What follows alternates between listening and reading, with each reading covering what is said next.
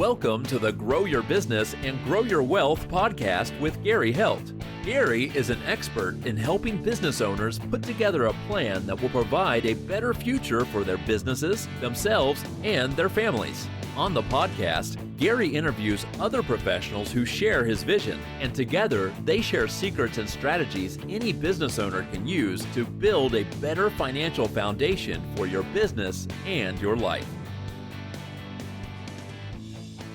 Welcome back to our podcast. This week, our guest is Tim Schaffer, who is the founder and president of Human Resources, Inc. Welcome, Tim. Good morning. Thank you. So I appreciate you joining us today. Can you give us kind of how you got into HR? What is it about HR that gets you excited in the morning and into the office? You know, I get up every morning. I'm an unusual person. On Monday mornings, people get up dreading things. I get up and think, oh my, it's a whole new week of opportunities, and on we go. And it's been my career, Gary. It really goes back to in the late 70s.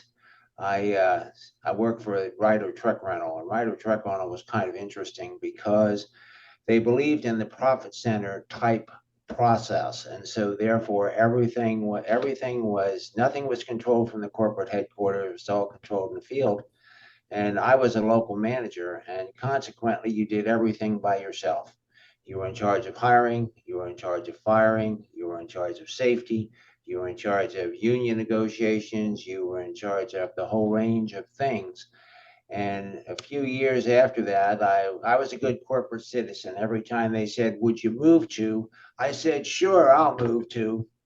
Well, we did that about 5 or 6 times. And my wife said, how long are we going to do this? And I said, how long are we going to do what? And she says, keep moving. I said, well, what's wrong with that? She says, I don't like it. And we happened to end up at that point in time, we were in Anne Arundel County. And she was born and raised in Baltimore County, and she says, I want to stay here. So right. I said, okay, fine. So I've got some skills, and with a neighbor of mine, we began 2 companies. We began in 1990, we began Human Resources Incorporated and temporary staffing in DC, which was a typical temporary service, which we have since closed, and I bought his interest a few years ago. But our whole concept was that the employee leasing industry, the employee outsourcing industry, was exactly where the temp service was 25 years earlier. Well, now I've been at this since 1990, so I've been into this for 32 years and have a whole lot of different kinds of experiences. But one of the things I've learned along the way is that everybody we ever talk to says, my company is unique, my organization is unique. Well, matter of factly, I used to think, oh, that's not really true. And when I got started, I thought, first of all, let's do some things. Let's get people paid. Let's do some benefits, and let's do some HR kind of stuff.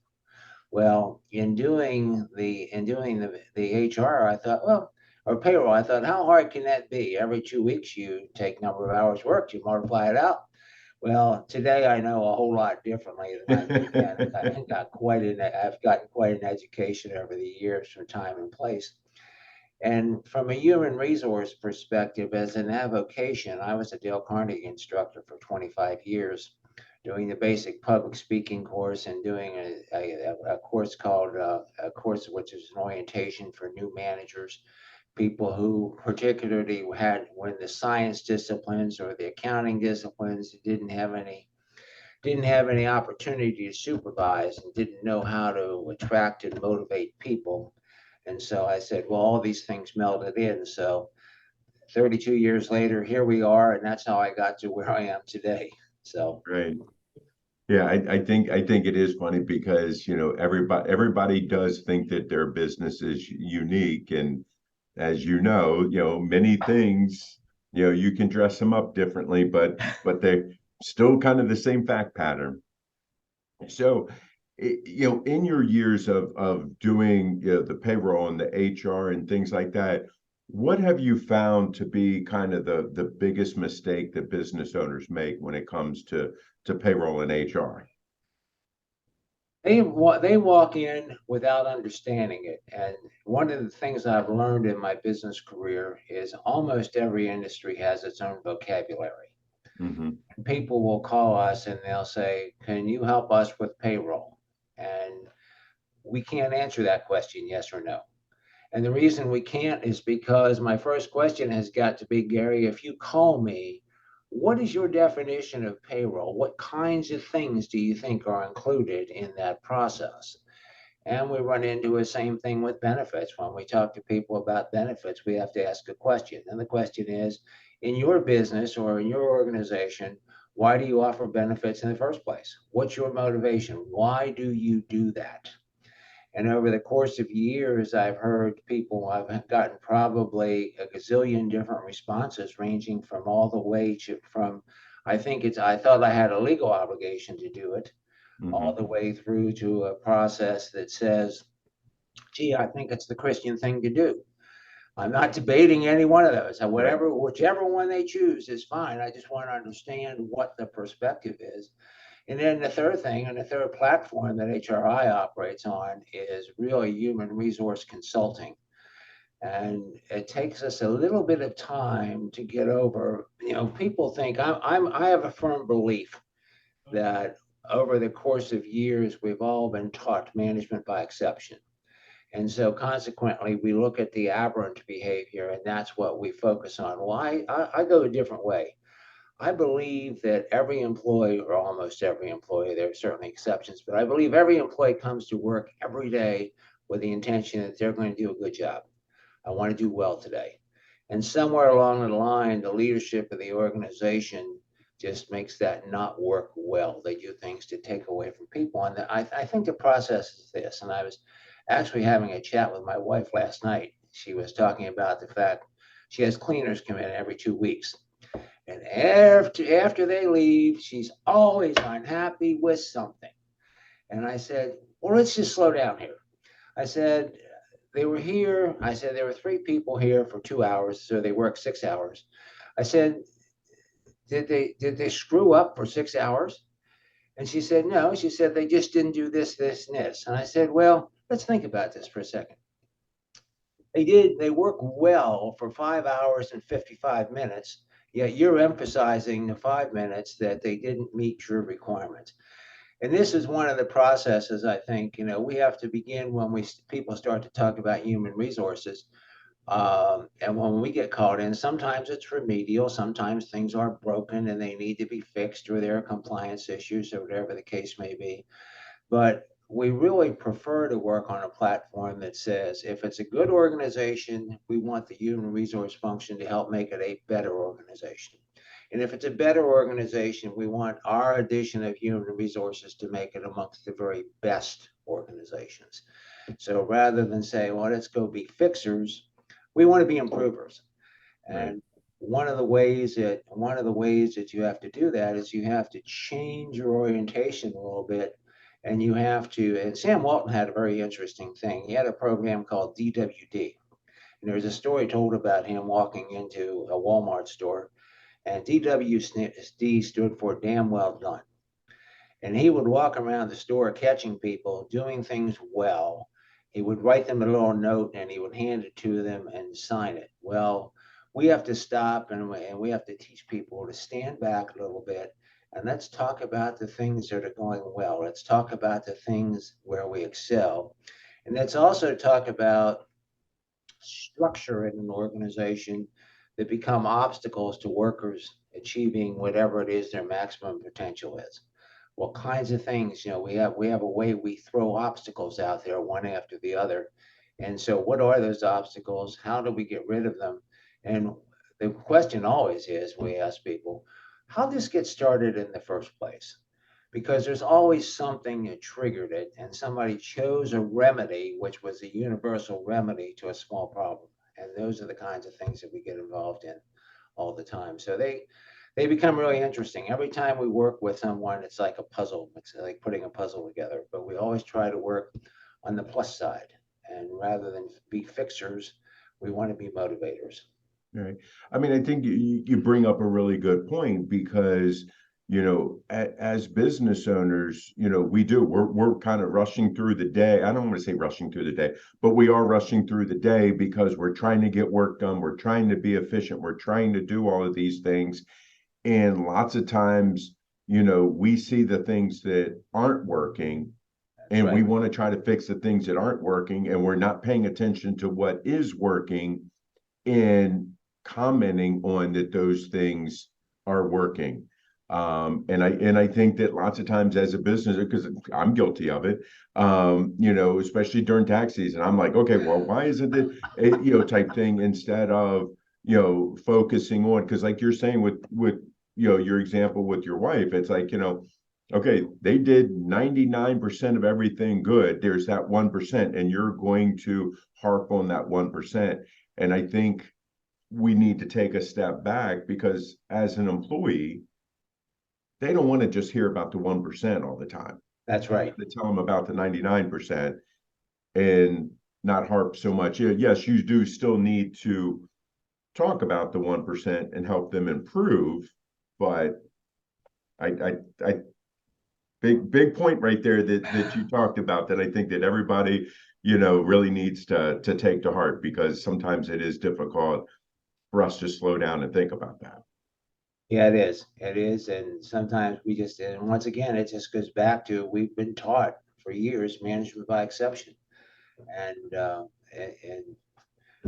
so we do it, and that's what we emphasize. And it really carries through to a lot of unfortunate places. It carries its way through to performance reviews.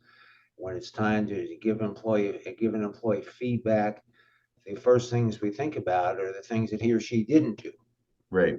and where were the shortcomings, and rather than, because they're easy to remember because they are such a minority of the amount of time that an employee works, rather than the majority. When the employee is working at 95, 96, 97, 98% efficiency, you as leaders, you really have to work to pick out the things that they're doing well, because they just happen quietly and perfectly, and everything goes well. So it's a task to catch people doing things well.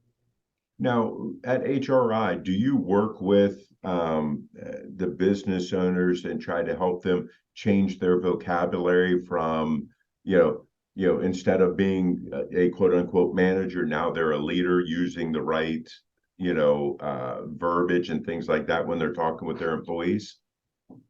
We were every relationship. When I began, I said everybody says their business is unique, and their businesses are unique, whether it's a for-profit business or not-for-profit business. It really is interesting because it takes on a lot of the personality of the leadership. Mm-hmm. And some leaders are very autocratic, other leaders are very participative. But the question is, what do you want to be? And one of the questions we always ask is, when you sit down at night and you put your feet up and you have an adult beverage and you say, gee, I wish this were the case. What's the answer to that question? And then the next question we ask is, what is the as is? And how are we going to build a roadmap to get from the as is in the human relations department to the should be? Mm-hmm. And it's always interesting. And sometimes if we find that people don't want to move, then that's just fine. We start to take a look, because everything has to go back to the ability to attract and retain the people you need to put your business together. I don't care who it is. Anyone who is going to, the solitary person needs some support, even if it's only temporary support. They need support. So our job is to create an environment where people can be successful and where the business can attract and retain the people that they need. That's really what we're trying to do, is to create an environment where everybody gets up in the morning and they say, yeah, I want to go do a good job.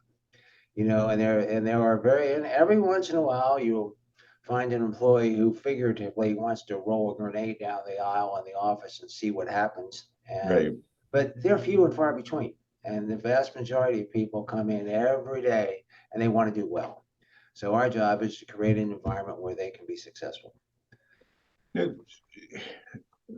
you talked to obviously many different business owners, many different size companies over the years. When a business owner, that you talk to says, "Oh, I don't need HR support, and I can't afford it anyway," kind of what's your rebuttal to that? Well, there are two things about it. One is you could take a canned response and say, what's the cost of not having it? True. What kinds of things have you run into? But the rebuttal to that is, where are you? Have you achieved all the things in your business and all your things personally and professionally that you want to? And if you haven't, why not? And if you had a different HR type program, where would you be moving closer to that? And the second thing is the cost. One of the things that's really nice about outsourcing is that when we do a program, we do a pretty good analysis before we begin. So we know pretty well where it is that we need to go. But we don't dictate. One of the things we do is we coach. And we tell a business owner, we tell a leader in a not-for-profit organization, here are the things we see, and here are some remedies. And if they want to implement them, then we hold their hand and we get them implemented. If they choose not to, it's almost like the membership card that I carried for quite some time for my Club One membership over on the Eastern Shore. I said, oh, gee, I got this membership. I should start feeling better because I have a gym membership. Well, except for one thing. If you don't use it, it doesn't do a heck of a lot. Right, right. And one of the things that works out well for us and well for people concerned about pricing, they know exactly what they're going to spend over the next 12 months based on the head count. And the question is, how much are they going to use us? And that really is up to them. We don't force programs upon people. But so they either choose to call us or not. For example, man called me earlier this morning. As I walk in the door at 7:30 this morning, my phone was ringing. It was one of our clients who said, I just had the third call from a manager who says he can't come to work today. He said, what kinds of things should I think about doing? And I said, well, you're already at work because you already know this. But so we start to work through those kinds of things. And is there something systemic? But he knows exactly what he's going to spend, and we know how much time we're going to spend. And we had an interesting one not long ago where one of our clients wanted to do a 401k as one of the benefits that we offer.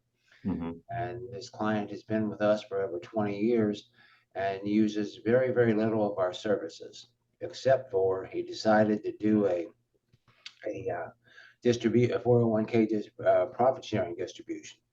Well, that probably involved almost 25 hours of work just because we came up to a lot of end of the road type things that weren't quite right, that had evolved over the years. But he paid us no more than he would have paid, than he was forecasted to pay us to participate and do that work and clean that up.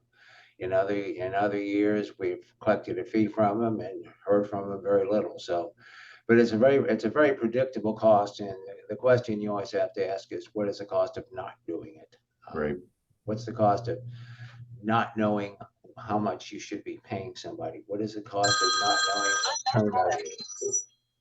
Yeah, I think lots of times, I always try to tell people, when it comes to the planning side of things, with an attorney or tax attorney, CPA, human resources, whatever it is, it's always much better to plan this in advance to know that you have somebody there, because it's going to cost you a hell of a lot more on the back end if you have a serious HR problem with one of your employees, if you haven't done all the things that you're supposed to in advance.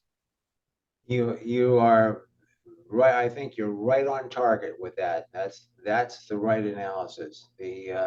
Sometimes it's a lot easier. The sooner we're into something that's adverse, the better off we are. And typically, it's very difficult today to keep up, and the whole pandemic thing has made it worse. Oh yeah. Because now we have things that the regulators are uncertain of, and the kinds of things that happen. We now have life has changed. We have a workforce now that is all over the continental United States, and which is great for employers because now the pool from which they can pull people is far larger. But the question is, all of a sudden, you're a Maryland employer, and you have one employee in Montana. Mm-hmm. And now the questions start to mount. The question is, are you generating revenue in Montana? And if you are, do you need to register to do business there? Or Right. is that just an incidental employee? And oh, by the way, where should his or her state unemployment tax be sent? Should it go to Montana or should it come here? Oh, and by the way, we now have workers' compensation and we have a home worker. And so consequently, is that person covered under the workers' comp policy? And do I need to add Montana as a jurisdiction? And so now you have all these things that have become far more complicated. And sometimes at the beginning of the pandemic, we're starting to frame most of them. I'm sure there are things we haven't even thought of yet that will come up. But when they first started coming up, we were able to frame them and we know how to deal with them pretty well. But it changes the entire environment. The landscape is very different. And then all of a sudden you terminate that employee and you have to be concerned about, all right, what about the termination and what about the unemployment and what is the employee entitled to from a benefit continuation process? And of course, and the other thing that's happened over the course of time is all these little burgs in the United States, all these little places, and particularly in Pennsylvania is irritating, but that's neither here nor there. But they pass all these little rules. So Oh now yeah. you have federal rules, you have state rules, and in the state of Pennsylvania, there is a state education tax. And if I live on one side of the street and you live on the other side of the street, even though we have the same zip code, we may be paying our school tax to separate people. And it's just, so these kinds of things just go on, and they're very difficult and they're expensive. You raised the question, or the framing that you use for this is somebody says, gee, I don't need HR and it's too expensive. I don't need to spend the money. You're going to spend the money. Oh yeah. The difference is it's going to be leakage, and you're not always going to know you're spending the money. It's just going to leak. And that happens frequently. Sometimes when we get involved with the prospect, some of the things we see are just amazing. We had one where we looked at their benefit bills, and they had people who had been gone for 24 months for whom they were still paying monthly insurance and those kinds of things. And those kinds of things add up very quickly. And so when you say, well, gee, I can't afford to do this, then I go back and I sometimes for me, I'm not always real smooth. So sometimes, as a matter of fact, a prospect looked at me one time, and we were talking about, uh, we were talking about human resources, and we were talking about warm and fuzzy and being straightforward with people. And the client looked at me, and a prospect looked at me, and he said, he said, you strike me as someone who would be very straightforward, but he says, I got the feeling you're not too good at warm and fuzzy.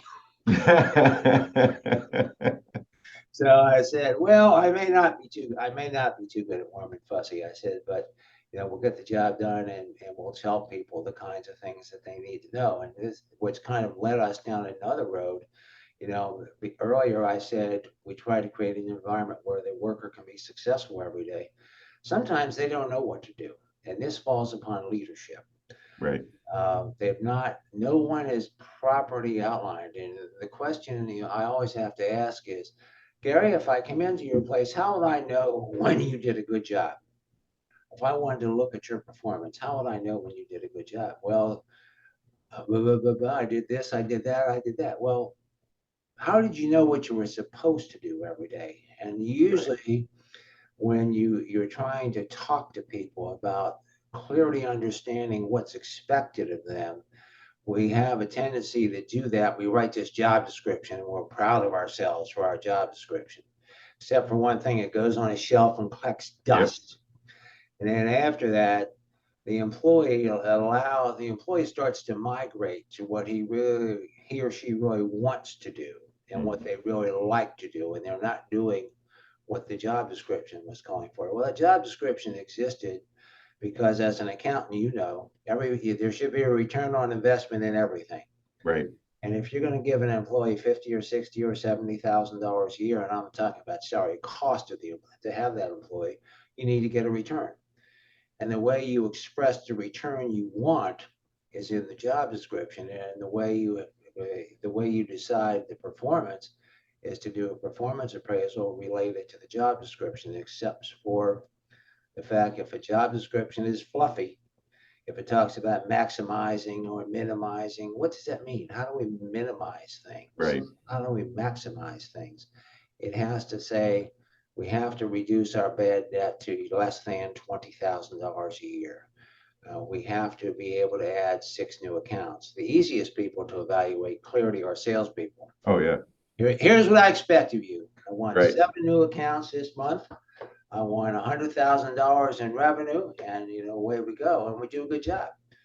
As soon as we get away from the salespeople, our objectives are no longer the measurable objectives. They don't have any objectivity towards them. They're the soft issues, and that becomes problematic. So I don't know how I got off on that Yeah, tangent. but no, I mean, I agree with you 100% because I know that over the years I've struggled with that at times with you know me on my side of things with tax preparers and bookkeepers and things like that. We can measure by their output, but when it comes to admin support and things like that, it is a little bit more difficult. Because how do you measure, customer support and, the service and things like that. So you do need to build that, but then you need to come back and measure against it. And if you're not doing that, like you said, if you're not watching and you're not measuring and you're not doing these things, they're going to migrate to the things that they want to do, not the things that you want them to do. That's correct. So I've definitely seen that, over the years. And then you've also, we're talking about because of the pandemic, our employee situation changed from everybody being in the office to having people elsewhere. So that creates a whole nother management issue. And how do I manage employees? If I'm managing employees in the office, it's easy. They're here. If they're hourly employees, you know that they're here type thing. But if they're remote, how are you able to uh, measure and make sure that, again, going back to your ROI, how are you able to measure and make sure that they're doing what they're supposed to be doing? And if they're hourly, that they're providing the right hours. So that does definitely change the way you look at something. And if somebody doesn't have a professional like you guys to help them with that, they're going to be running around like the chicken with their head cut off trying to figure this stuff out. That's for sure. Yes, if they ever do figure it out. Right. Exactly. One of the interesting things that we bring, and this is also an interesting distinction. One of the things that we bring to the table is objectivity. When you have people working in your office every day, you have some emotional involvement. Much as we would like to deny that, Right. you're happy with them, they have events in their lives, or they irritate you, whatever the case may be. We have a little bit of a distant vision, and we can bring objectivity to the process. So we can come and we can say, hey Gary, here's what we see. This is what we see from 10 miles away in Crofton Right. versus what you see. and therefore here are some things to think about. And we run into that piece frequently because it's difficult. And they say, well, gee, I can't deliver this bad news. I see him every day, and I know he's having a bad time at home, and his dog's been sick, and all these, and I just can't do it. And we can stand back and we say, Gary, look, here's what we say. Here's what you asked him to do. Here's the result that he got. And here are the things he needs to do differently to meet your requirement and give your practice the ROI that you've asked for in hiring him. And so we can set those kinds of things. I'm not we keep hearing about performance improvement plans, which are kind of like holding the door for somebody, essentially they encourage people to leave voluntarily when they get one.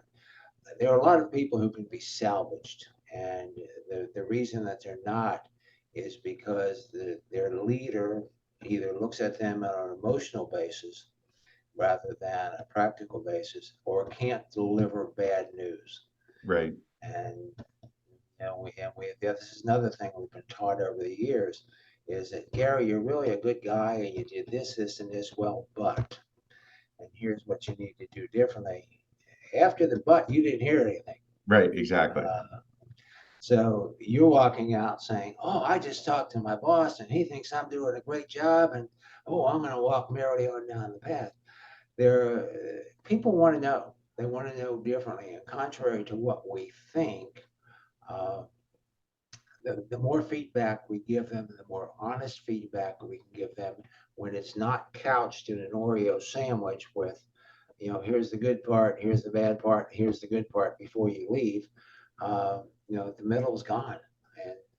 And the more honest feedback we can give them, the better they're going to grow and the better they're going to be able to support our organizations. Right.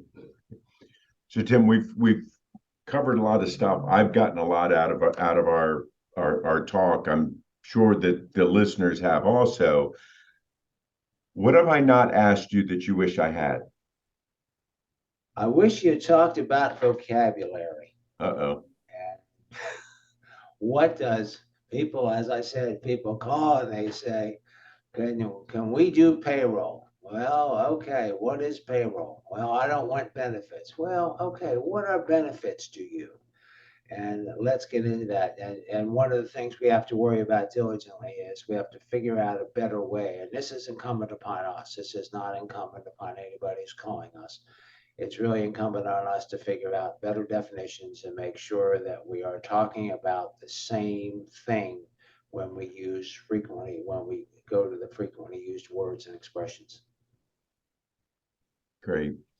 So if people like what they hear, and I think a lot of people will, and they want to learn more about what HRi does and what you do and the services that are provided, how can they reach out to you guys? They can reach us online on our website, which is www.hri-online.com, hri-online.com, or you can pick up the phone. The phone sitting on my desk rings, and it's 443-321-7777. My desk phone, I answer it all day long, 443-321-7777. And if it's just a conversation to say, hey, do we have common ground? I certainly be glad to have that conversation. Great. Tim, I really appreciate your time today. I think our listeners will get a lot out of our conversation today and be able to use this going forward and helping build out their professional team of advisors. Thanks for the opportunity to be here. It's been fun. Great. This week, our guest was Tim Schaffer with Human Resources, Inc. I'll see you guys next week. This show has been produced by Market Domination, LLC. To discover how you can have your own show completely done for you and turn it into a real published book and become the authority in your marketplace, go to www.marketdominationllc.com/podcast offer.